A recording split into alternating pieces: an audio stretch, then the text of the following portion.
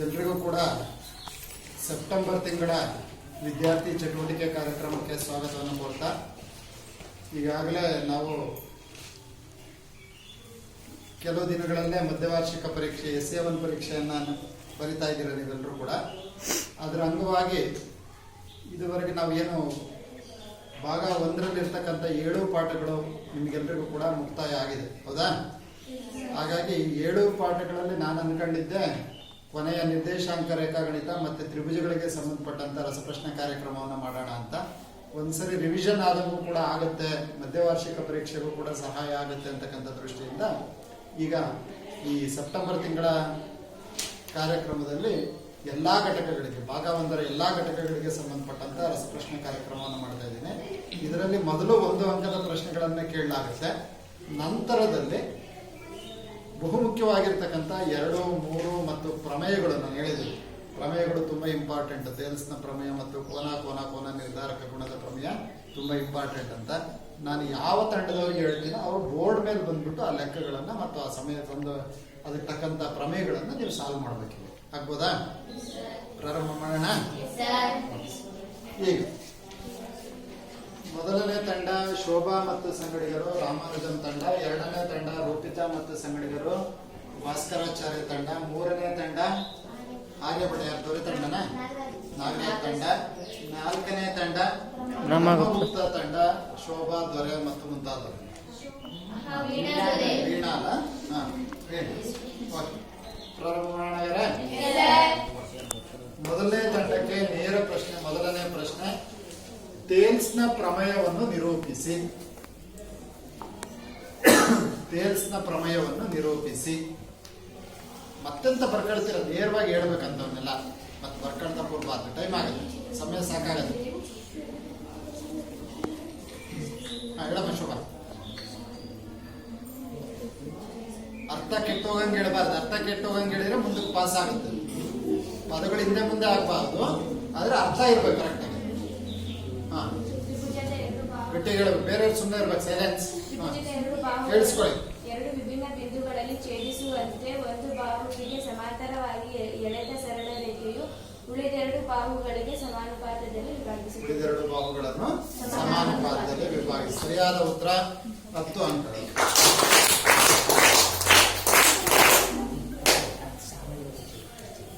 Next 2ನೇ ತಂಡಕ್ಕೆ ನೇರ ಪ್ರಶ್ನೆ, ಥೇಲ್ಸ್ನ ಪ್ರಮೇಯದ ವಿಲೋಮ ಏಳಿಕೆಯನ್ನು ನಿರೂಪಿಸಿ. ಥೇಲ್ಸ್ನ ಪ್ರಮೇಯದ ವಿಲೋಮ ಏಳಿಕೆಯನ್ನು ನಿರೂಪಿಸಿ. ಕೇಳಮ್ಮ. ತ್ರಿಭುಜದ ಯಾವುದೇ ಬಾಹುಗಳನ್ನು ಸಮಾನುಪಾತದಲ್ಲಿ ವಿಭಾಗಿಸುವಂತೆ ಎಳೆದ ರೇಖೆಯು ಉಳಿದ 3ನೇ ಬಾಹುವಿಗೆ ಸಮಾಂತರವಾಗಿರುತ್ತದೆ. ಸರಿಯಾದ ಉತ್ತರ. ತ್ರಿಭುಜದ ಯಾವುದೇ 2 ಬಾಹುಗಳನ್ನು ಸಮಾನುಪಾತದಲ್ಲಿ ವಿಭಾಗಿಸುವಂತೆ ಎಳೆದ ರೇಖೆಯು ಉಳಿದ ಬಾಹುವಿಗೆ ಸಮಾಂತರವಾಗಿರುತ್ತದೆ ಅಥವಾ 3ನೇ ಬಾಹುವಿಗೆ ಸಮಾಂತರವಾಗಿರುತ್ತದೆ ಅಂತಕ್ಕಂಥದ್ದು ಸರಿಯಾದ ಉತ್ತರ. 10 ಅಂಕ. 3ನೇ ತಂಡಕ್ಕೆ ನೇರ ಪ್ರಶ್ನೆ ನಾಗರಾಜ್ ತಂಡಕ್ಕೆ. ಅವ್ರು ಉತ್ತರ ಹೇಳ್ಬೇಕಾದ್ರೆ ಅವ್ರ ಕಡೆ ಹಿಡಿಯುತ್ತೆ. ನಾಗರಾಜ್ ತಂಡಕ್ಕೆ ಕೋನ ನಿರ್ಧಾರಕ ಗುಣವನ್ನು ನಿರೂಪಿಸಿ. 2 ತ್ರಿಭುಜಗಳಲ್ಲಿ ಅನುರೂಪ ಕೋನಗಳು ಸಮವಾದರೆ ಅವುಗಳ ಅನುರೂಪ ಬಾಹುಗಳು ಸಮಾನುಪಾತದಲ್ಲಿರುತ್ತವೆ ಮತ್ತು ಆ ತ್ರಿಭುಜಗಳು ಸಮರೂಪಿಗಳಾಗಿರುತ್ತವೆ. 2 ತ್ರಿಭುಜಗಳ ಅನುರೂಪ ಕೋನಗಳು ಸಮನಾಗಿದ್ದಲ್ಲಿ ಅವುಗಳ ಅನುರೂಪ ಬಾಹುಗಳು ಸಮಾನುಪಾತದಲ್ಲಿರುತ್ತವೆ ಮತ್ತು ಆ ತ್ರಿಭುಜಗಳು ಸಮರೂಪಿಗಳಾಗಿರುತ್ತವೆ. ಏನಮ್ಮ ಬೇಕಂತ? ಸರಿಯಾದ ಉತ್ತರ 10 ಅಂಕಗಳು. 4ನೇ ತಂಡಕ್ಕೆ ನೇರ ಪ್ರಶ್ನೆ, ಅಂಕಗಣಿತದ ಪ್ರಮೇಯವನ್ನು ನಿರೂಪಿಸಿ. ಪ್ರತಿಯೊಂದು ಸಂಯುಕ್ತ ಸಂಖ್ಯೆಗಳು 2 ಅಥವಾ 2ಕ್ಕಿಂತ ಹೆಚ್ಚಿನ ಅವಿಭಾಜ್ಯ ಅಪವರ್ತನಗಳ ಗುಣಲಬ್ಧವಾಗಿ ವ್ಯಕ್ತಪಡಿಸಬಹುದು. ಪ್ರತಿಯೊಂದು ಸಂಯುಕ್ತ ಸಂಖ್ಯೆಯನ್ನು 2 ಅಥವಾ 2ಕ್ಕಿಂತ ಹೆಚ್ಚು ಅವಿಭಾಜ್ಯ ಸಂಖ್ಯೆಗಳ ಅಪವರ್ತನವಾಗಿ ವ್ಯಕ್ತಪಡಿಸಬಹುದು. ಸರಿಯಾದ ಉತ್ತರ. ಈಗ ಮುಂದಿನ ಪ್ರಶ್ನೆ ಯಾರಿಗೆ? 2ನೇ ತಂಡಕ್ಕೆ ನೇರ ಪ್ರಶ್ನೆ, ಸಮಾಂತರ ಶ್ರೇಣಿಯ n ಪದಗಳ ಮೊತ್ತ ಕಂಡುಹಿಡಿಯುವ ಸೂತ್ರ ತಿಳಿಸಿ. ಸಮಾಂತರ ಶ್ರೇಣಿಯ n ಪದಗಳ ಮೊತ್ತ ಕಂಡುಹಿಡಿಯುವ ಸೂತ್ರ ತಿಳಿಸಿ. ಮೊದಲ n ಪದ ಮೊತ್ತ Sn.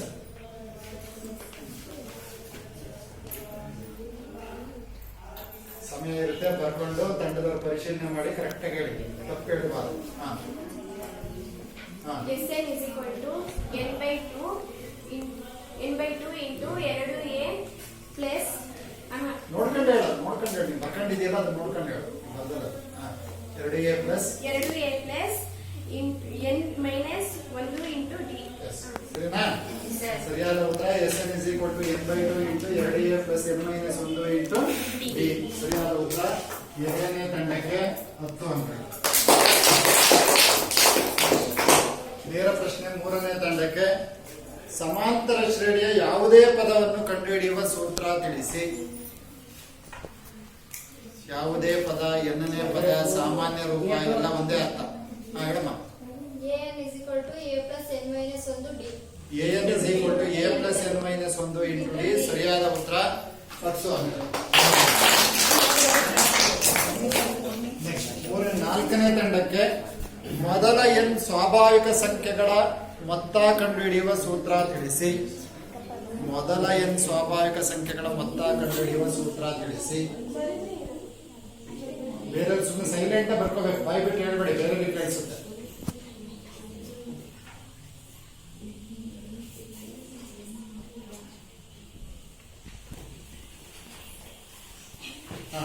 ನೋಡ, ಸಮಯ ಆಗ್ತಾ ಇದೆ.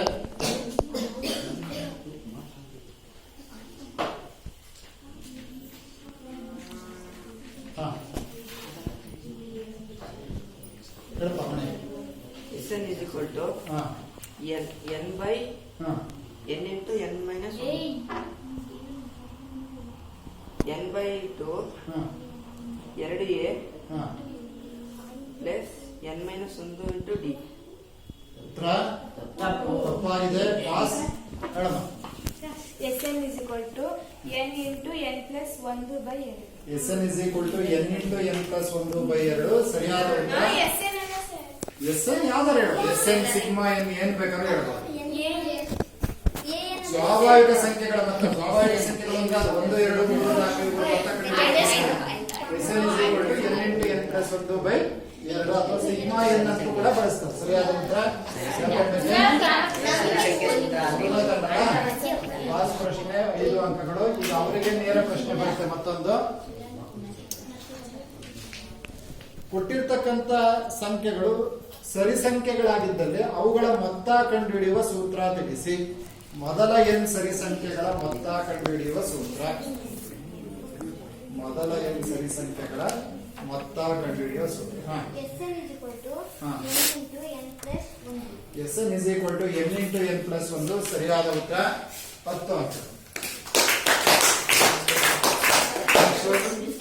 ಮೂರನೇ ತಂಡಕ್ಕೆ ಎರಡನೇ ಸುತ್ತು ಮುಕ್ತಾಯ ಆಗಿದೆ. ಮೂರನೇ ತಂಡದಿಂದ ಮೂರನೇ ಸುತ್ತು ಪ್ರಾರಂಭ ಆಗ್ತಾ ಇದೆ. ಮೂರನೇ ಸುತ್ತಿಗೆ ಮೊದಲ 5 ಬೆಸ ಸಂಖ್ಯೆಗಳ ಮೊತ್ತವೆಷ್ಟು? ಮೊದಲ 5 ಬೆಸ ಸಂಖ್ಯೆಗಳ ಮೊತ್ತವೆಷ್ಟು?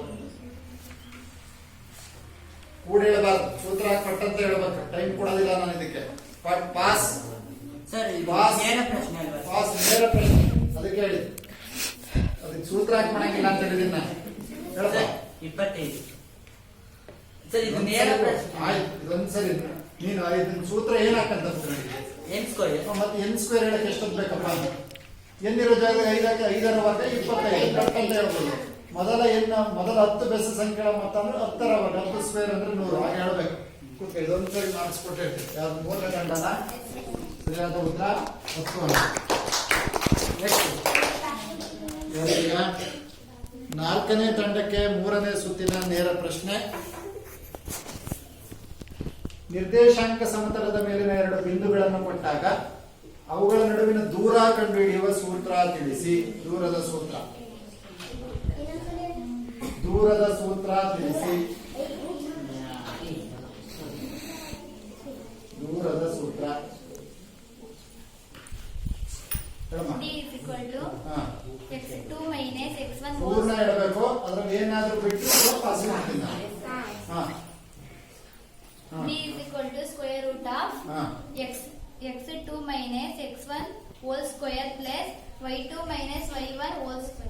ಸರಿಯಾದ ಉತ್ತರ. ಅಲ್ಲಿ ಏನ್ ಬಿಟ್ಟಿದ್ರೆ ಅದಕ್ಕೆ ಸ್ಕ್ವೇರ್ ರೂಟ್ ಬಿಟ್ರು ತಪ್ಪಾಗುತ್ತೆ. Square root of x2 minus x1 whole square plus y2 minus y1 whole square ಸರಿಯಾದ ಉತ್ತರ. 4ನೇ ತಂಡ ಅಲ್ಲ 10 ಅಂಕ.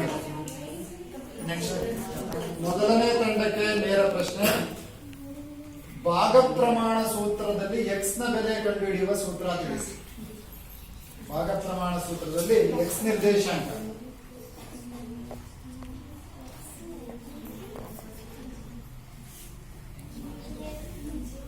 ಭಾಗ ಪ್ರಮಾಣ ಸೂತ್ರ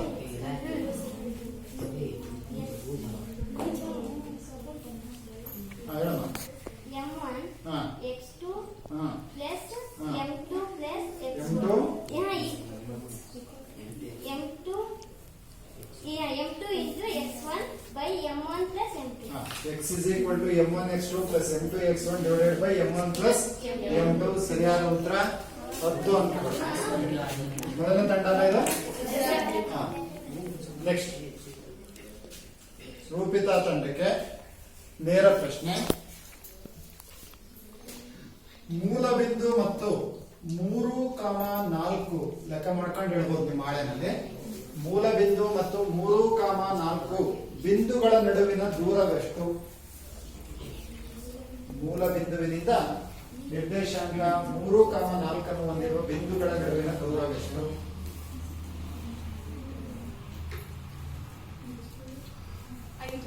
5 ಸರಿಯಾದ. Square root of x square plus y square ಹಾಕ್ತೀರಾ. 3ರ ವರ್ಗ 9, 4ರ ವರ್ಗ 16, 16 ಪ್ಲಸ್ 9 25 ಆಗುತ್ತೆ. 25ರ ವರ್ಗಮೂಲ 5 ಮಾನಗಳು ಸರಿಯಾದ ಉತ್ತರ. ಯಾರಿಗೆ? ಎರಡನೇ ತಂಡಕ್ಕೆ ನೇರ ಪ್ರಶ್ನೆ 10 ಅಂಕ. ಈಗ 4ನೇ ತಂಡಕ್ಕೆ ರೂಪಿತ ತಂಡಕ್ಕೆ ಅದ್ರ ಬಿಟ್ಟು ಆಯ್ತಾ ಮಾರ್ಕ್ಸ್? ಇಲ್ಲ ಸರ್. ಹೌದಾ? ಮೂರನೇ ಸುತ್ತಾನೆ ಸರಿ ಇದೆ. ಹಾಗಾದ್ರೆ 3 ಸುತ್ತಿಗಳು ಉತ್ತರ ಹೇಳಿದ್ದಾರೆ. ಈಗ ಅಲ್ಲಿಗೆ 3ನೇ ಸುತ್ತು ಮುಕ್ತಾಯ ಆಯ್ತು. ಈಗ 4ನೇ ಸುತ್ತು ಯಾರ ತಂಡದಿಂದ? ವೀಣಾ ತಂಡದಿಂದ. ಹೌದಾ? ಪ್ರಾರಂಭ ಮಾಡೋಣ. ವರ್ಗ ಸಮೀಕರಣದ ಆದರ್ಶ ರೂಪ ತಿಳಿಸಿ. ವರ್ಗ ಸಮೀಕರಣದ ಆದರ್ಶ ರೂಪ ತಿಳಿಸಿ. ವರ್ಗ ಸಮೀಕರಣದ ಆದರ್ಶ ರೂಪ ತಿಳಿಸಿ. ಹಾ ಹೇಳಪ್ಪ. ax square plus bx plus c is equal to 0. ಸರಿನಾ? ಕರೆಕ್ಟ್ ಆಗಿ ಹೇಳಿದ್ದು. ax square plus bx plus c is equal to 0 ಅಂತಕ್ಕಂಥ ಉತ್ತರವನ್ನ ಮಣಿ ಕೊಟ್ಟಿದ್ದಾನೆ. ಸರಿ ಇದೆಯಾ? ಸರಿ ಇದೆ. ಸರಿಯಾದ ಉತ್ತರ 10 ಅಂಕಗಳು.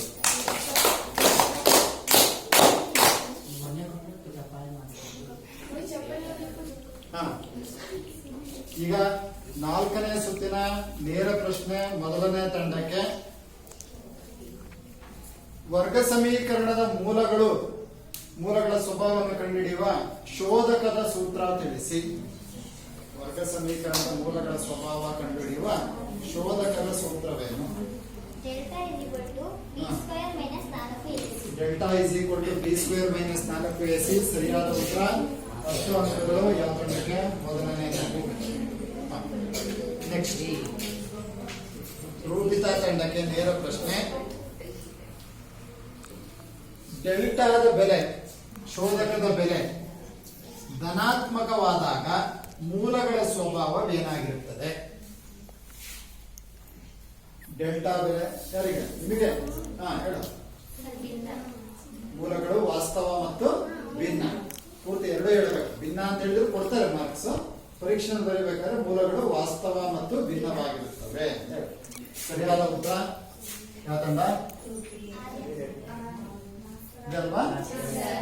ನೆಕ್ಸ್ಟ್ ಮೂರನೇ ತಂಡಕ್ಕೆ 4ನೇ ಸುತ್ತಿನ ನೇರ ಪ್ರಶ್ನೆ. ಮೂರನೇ ತಂಡಕ್ಕೆ ಅಪೇಕ್ಷಿತ ವರ್ಗ ಬಹುಪದೋಕ್ತಿಯನ್ನು ರಚಿಸುವ ಸಂಬಂಧ ತಿಳಿಸಿ. ಆಲ್ಫಾ ಮತ್ತು ಬೀಟಾಗಳು ಶೂನ್ಯತೆಗಳಾದಾಗ ಅಪೇಕ್ಷಿತ ವರ್ಗ ಬಹುಪದೋಕ್ತಿ ರಚಿಸುವ ಸಂಬಂಧ ತಿಳಿಸಿ.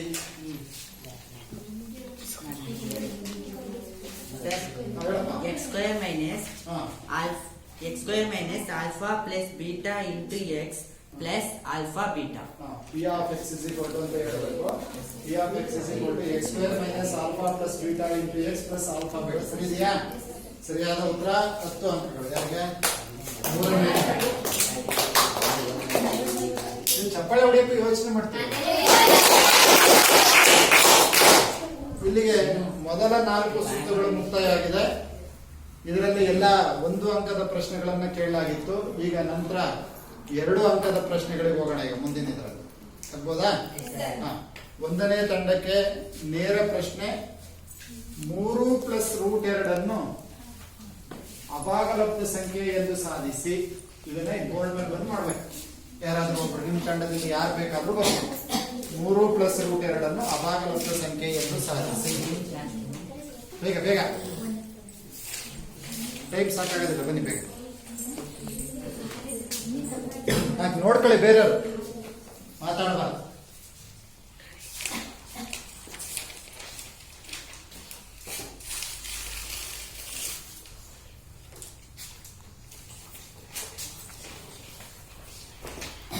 ಏನಾದ್ರೂ ತಪ್ಪು ಮಾಡಬಾರ್ದು ನೋಡೋ ಅವಕಾಶ ಆಗೇನೆ.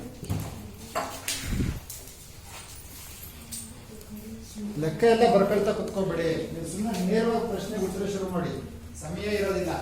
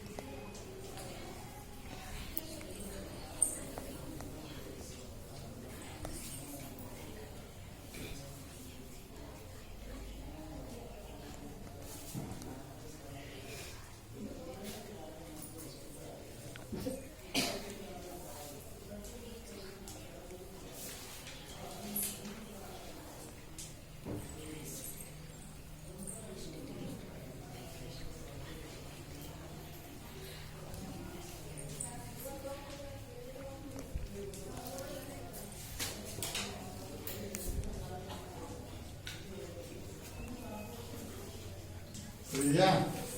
ಇಲ್ಲೊಂದು ಸಣ್ಣ ತಪ್ಪಾಗಿದೆ. ಏನು ಬರ್ತಿದ್ದು? ಏನಿದೆಯೋ ಅದೇ ಬರ್ಬೇಕು.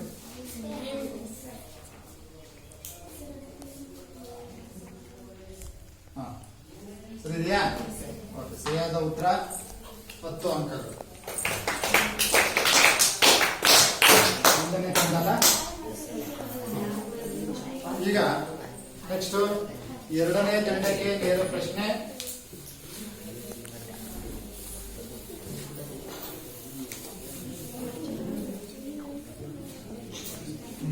x plus y is equal to 11. 2x minus y is equal to 8.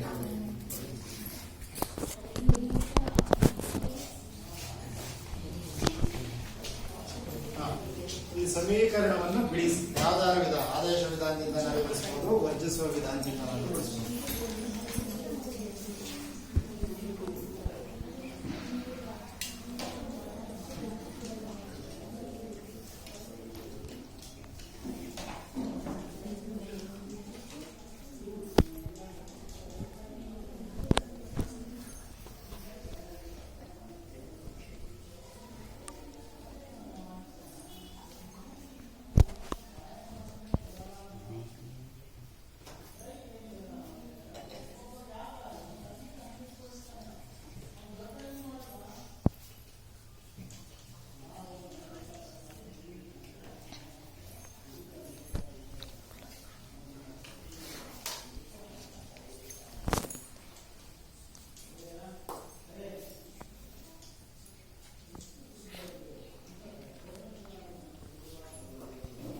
ಇದೆಯಾ?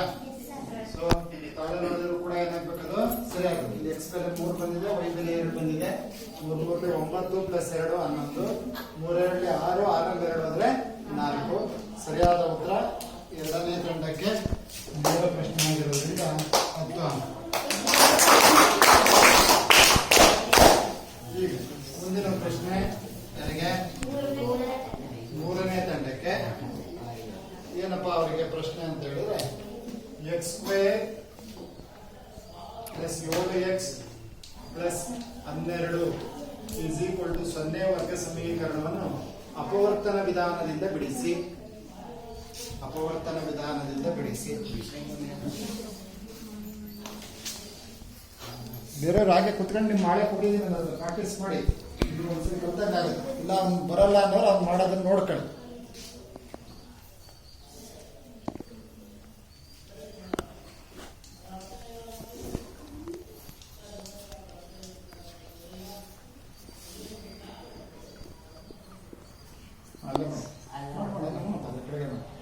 ಜಾಗ ಸಾಕಾಗುತ್ತೆ.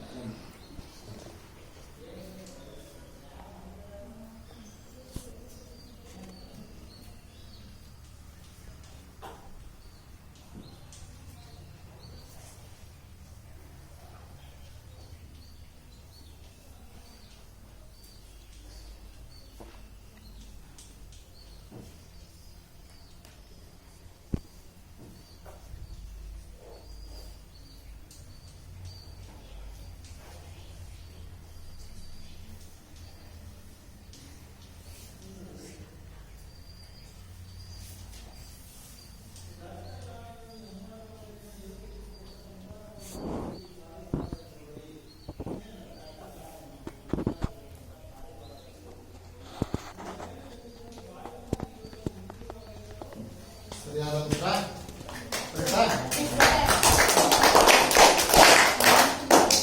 ಇದು ಮೂರನೇ ತಂಡನ. ನೆಕ್ಸ್ಟ್ ನಾಲ್ಕನೇ ತಂಡಕ್ಕೆ ನೇರ ಪ್ರಶ್ನೆ.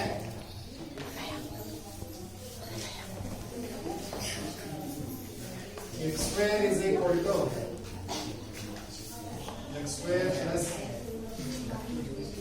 10x is equal to minus 25. ಈ ಸಮೀಕರಣದ ಮೂಲಗಳ ಸ್ವಭಾವವನ್ನು ವಿವೇಚಿಸಿ. ಈ ಸಮೀಕರಣದ ಇಲ್ಲಿ ಮಾಡಬೇಕು. ಈ ಸಮೀಕರಣದ ಮೂಲಗಳ ಸ್ವಭಾವವನ್ನು ವಿವೇಚಿಸಿ. ಬೇಗ ಯಾರಾದ್ರೂ ಬರ್ಬೋದು ನಿಮ್ಮ ಕಣ್ಣಿಗೆ.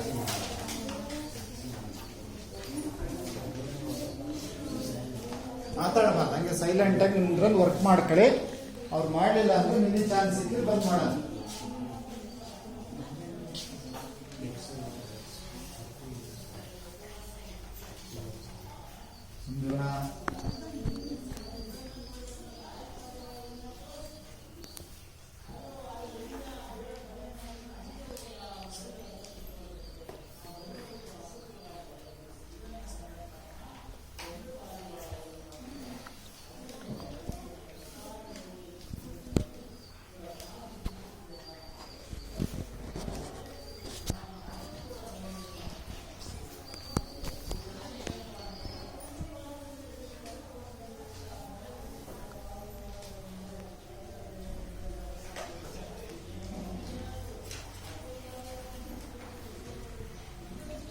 ಸಮಯ ಆಗ್ತಾ ಇದೆ.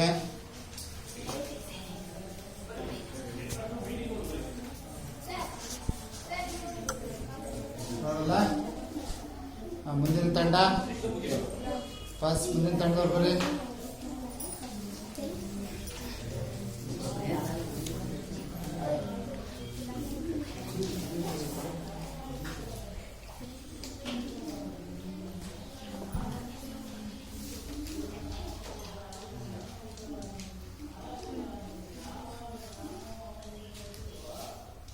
ಚನ್ನಸಬ್ಸರಿಗೆ ಅಧ್ಯಕ್ಷ ಪೂಜೆ ಮಾಡೋದು ಕೊಟ್ಟು ತಗೋಬೇಕಂತ.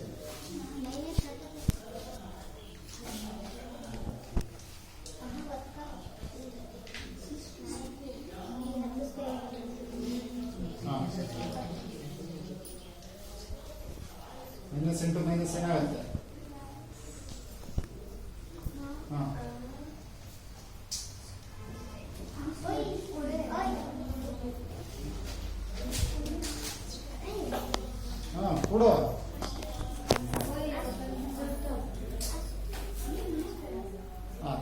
ನೆಕ್ಸ್ಟ್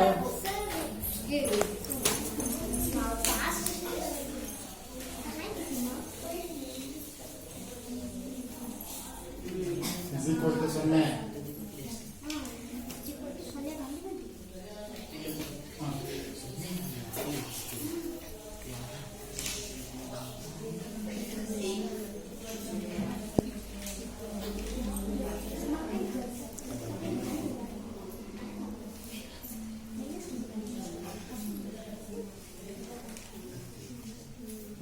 ಮೂಲಗಳು ಬರೀ ಸ್ವಭಾವ ಬರೀಬೇಕು, ಬರೀ ಅಷ್ಟೇ ಬಂದು ಬಿಡ್ತೀರಾ ಅಂತ ಅದನ್ನೇ ಹೇಳಿದ್ದೀನಿ ನಾನು ರಿವಿಷನ್ ಮಾಡ್ಬೇಕಾದ್ರೆ.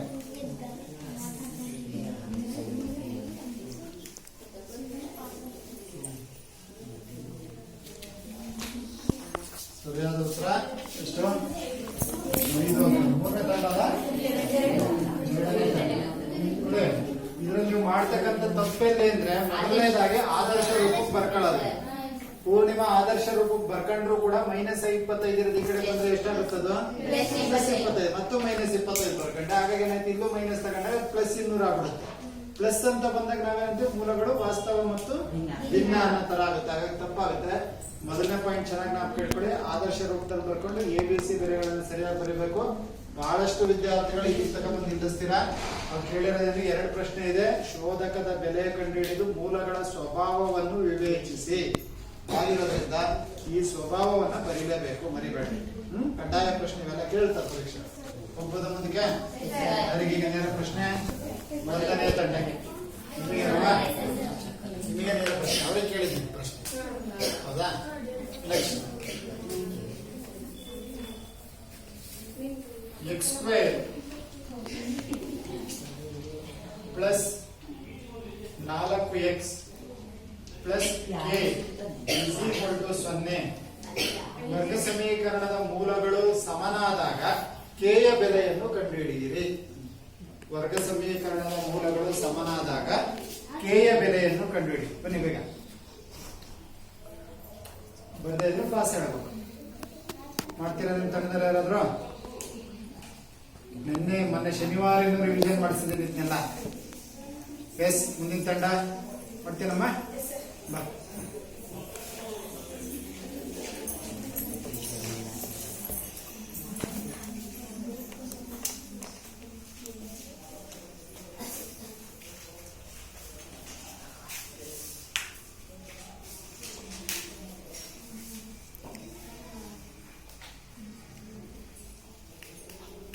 ಸಮನಾದಾಗ ಡೆಲ್ಟಾ ಬೆಲೆ ಹಾಕಬೇಕು.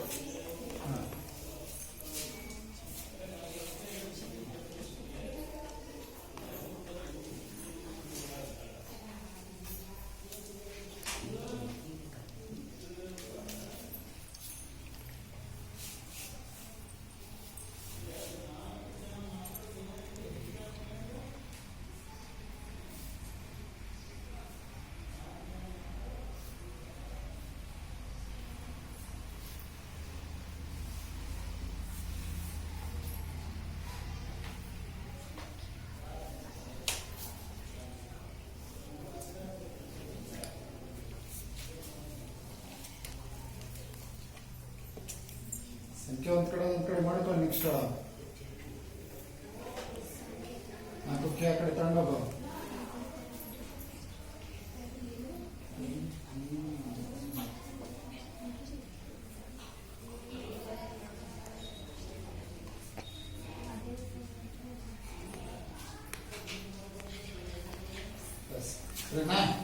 ಸರಿಯಾದ ಉತ್ತರ 5 ಅಂಕ.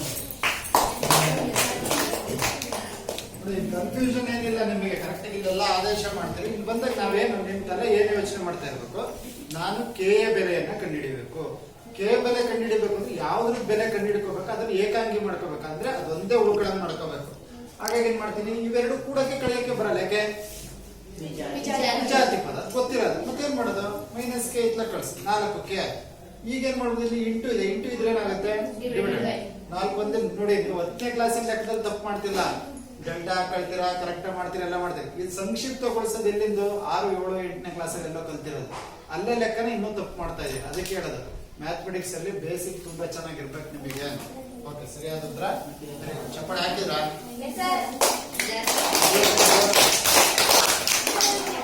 ಹಾ, ನೆಕ್ಸ್ಟ್ ಮುಂದಿನ ಪ್ರಶ್ನೆ ಎರಡನೇ ತಂಡಕ್ಕೆ ಮತ್ತೆ ನೇರ ಪ್ರಶ್ನೆ ತಾನೇ ಈಗ ಹಾ. ಎ 5, -3, ಬಿ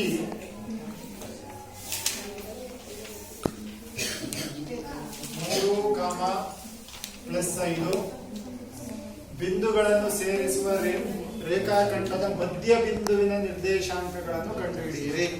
ಬಿಂದುಗಳನ್ನು ಸೇರಿಸುವ ರೇಖಾಖಂಡದ ಮಧ್ಯ ಬಿಂದುವಿನ ನಿರ್ದೇಶಾಂಕಗಳು. ಪದೇ ಪದೇ ನೀನೇ ಬರ್ತೀವಿ, ಬೇರೇನಿಲ್ಲ, ನೀವು ಬರ್ಬೇಕ್ರಮ್ಮ. ಮಧ್ಯ ಬಿಂದುವಿನ ನಿರ್ದೇಶಾಂಕಗಳನ್ನು ಕಂಡುಹಿಡಿಯಿರಿ.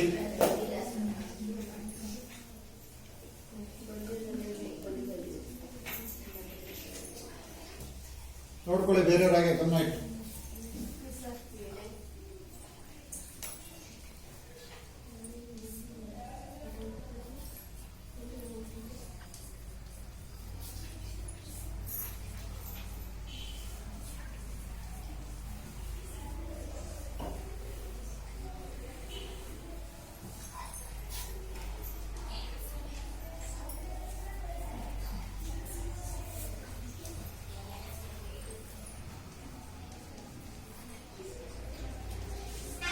ಚಿನ್ನ ನೋಡ್ಬೇಕು, ಅಲ್ಲದು -3 ಅದು. ಹಾ, -3 ಅದು. ಹಾ,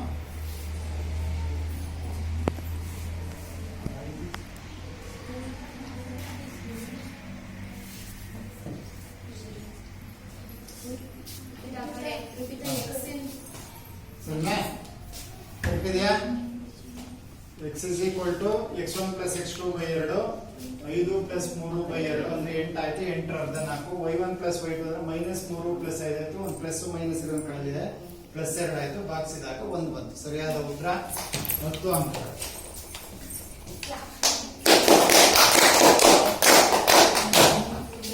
ಈಗ ನೇರವಾಗಿ ಪ್ರಮೇಯಕ್ಕೆ ಹೋಗೋಣಂತೆ. ಪ್ರಮೇಯ ಹೆಂಗ್ ಸರ್ ಒಬ್ಬರೇ ಮಾಡೋದ ಅಂತ ಕೇಳಿದ್ರೆ ಸದ್ಯಕ್ಕೆ ಡಿವೈಡ್ ಮಾಡೋಣ. ಮುಂದಿನ ಇದರಲ್ಲಿ ಪ್ರಮೇಯದ ಮೇಲೇನೆ ಒಂದು ಆಕ್ಟಿವಿಟಿ ಮಾಡೋಣ ಅಂತ. ಈಗ ಏನ್ ಮಾಡ್ತೀನಿ, ನಾನು ಯಾವ ಪ್ರಮೇಯ ಹೇಳ್ತೀನೋ ಅದ್ರ ಸ್ಟೇಟ್ಮೆಂಟ್ ಅನ್ನ ನಾನು ಹೇಳ್ತೀನಿ. ಯಾವ ತಂಡದವ್ರಿಗೆ ಕೇಳ್ತೀನೋ ಆ ತಂಡದವರು ಅದಕ್ಕೆ ಸಂಬಂಧಪಟ್ಟಂತ ಫಸ್ಟ್ ಚಿತ್ರ ಹಾಕಿ ದತ್ತ ಸಾಧನೆಯ ರಚನೆಯನ್ನ ಅವ್ರು ಬರೀಬೇಕು. ಹೌದಾ? ಅವ್ರು ಬರೀಲಿಲ್ಲ ಅಂದ್ರೆ ಮುಂದಿನ ತಂಡಕ್ಕೆ ಪಾಸ್ ಆಗ. ಅದರ ಮುಂದಿನ ತಂಡವರು ಅದರ ಮುಂದಿನ ಭಾಗವಾಗಿರ್ತಕ್ಕಂಥ ಸಾಧನೆಯನ್ನ ಮಾಡಬೇಕು. ಅಂದ್ರೆ ಒಂದೇ ಪ್ರಶ್ನೆ 2 ತಂಡಕ್ಕೆ ಡಿವೈಡ್ ಆಗುತ್ತೆ ಅಷ್ಟೇ. ಓಕೆ, ಇದರಿಗೆ 3ನೇ ನಾಗರಾಜ್ ತಂಡಕ್ಕೆ ನೇರ ಪ್ರಶ್ನೆ. ತ್ರಿಭುಜದ ಯಾವುದೇ ಬಾಹುಗಳಿಗೆ ಎಳೆದ ಸಮಾಂತರ ಸರಳ ರೇಖೆಯು ತ್ರಿಭುಜದ 2 ಬಾಹುಗಳನ್ನು ವಿಭಿನ್ನ ಬಿಂದುಗಳಲ್ಲಿ ಛೇದಿಸುವಂತೆ ಎಳೆದ ಸಮಾಂತರ ರೇಖೆಯು ಆ 2 ಬಾಹುಗಳನ್ನು ಸಮಾನುಪಾತದಲ್ಲಿ ವಿಭಾಗಿಸುತ್ತದೆ. ಅಂದ್ರೆ ಸ್ಟೇಲ್ಸ್ನ ಪ್ರಮೇಯವನ್ನ ಸಾಧಿಸಿ. ಅವರು ಪಾಸ್ ಆಗದೆ ಇದ್ರೆ ನೀವು ಸಾಧನೆ ಮಾಡ್ಬೇಕಾಗುತ್ತೆ. ಅವ್ರು ಕರೆಕ್ಟ್ ಬರೀದಲೇ ಇದ್ರೆ ಇದನ್ನ ಮಾಡ್ಬೇಕಾಗುತ್ತೆ. ಚಿತ್ರ, ದತ್ತ, ಸಾಧನೆಯ ರಚನೆ ಇಷ್ಟು ಮಾಡ್ಬೇಕು. ತೇಲ್ಸ್ನ ಪ್ರಮೇಯ ಅಥವಾ ಇನ್ನೊಂದು ಹೆಸರೇನು ತೇಲ್ಸ್ನ ಪ್ರಮೇಯಕ್ಕೆ? ಮೂಲ ಸಮಾನುಪಾತತೆಯ ಪ್ರಮೇಯ. ನೋಡ್ಕೊಳ್ಳಿ ಬೇರೆ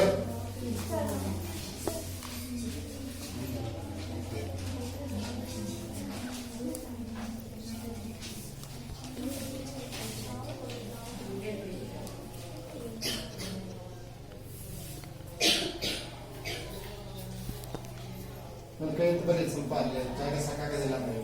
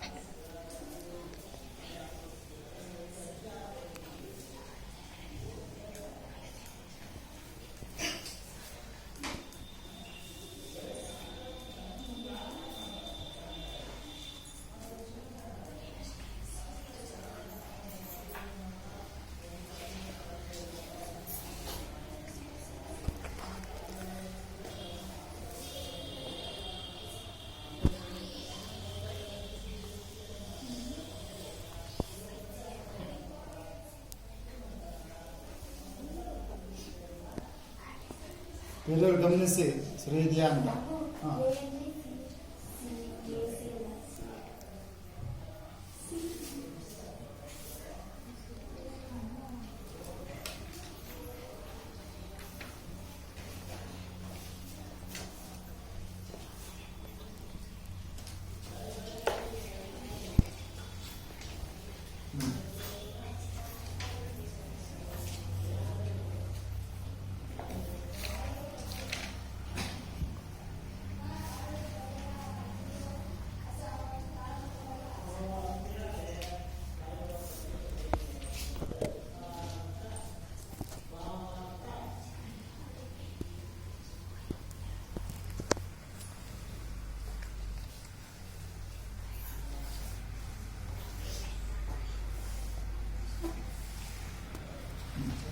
ಸರಿ ಇದೆಯಾ?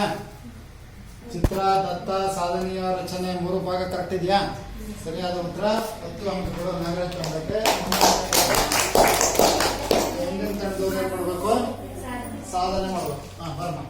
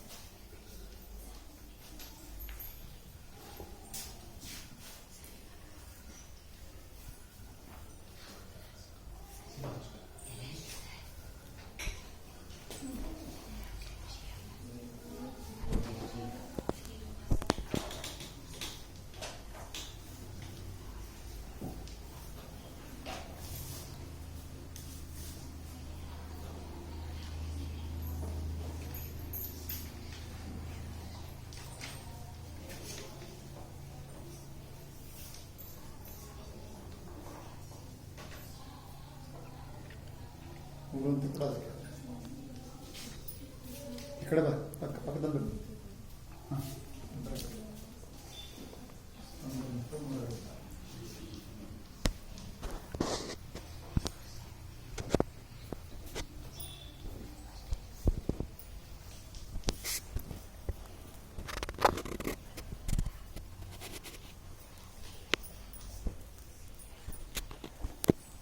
ಇದೆಯಾ? ಸೊ ಸಾಧನೆ ಅಂತ ಪ್ರತಿ ಹಂತನೂ ಕೂಡ ಕರೆಕ್ಟ್ ಆಗಿದೆ, ಯಾವುದೇ ರೀತಿಯಾಗಿರ್ತಕ್ಕಂಥ ತಪ್ಪಿಲ್ಲ. ಹಾಗಾಗಿ 4ನೇ ತಂಡಕ್ಕೂ ಕೂಡ 10 ಅಂಕ.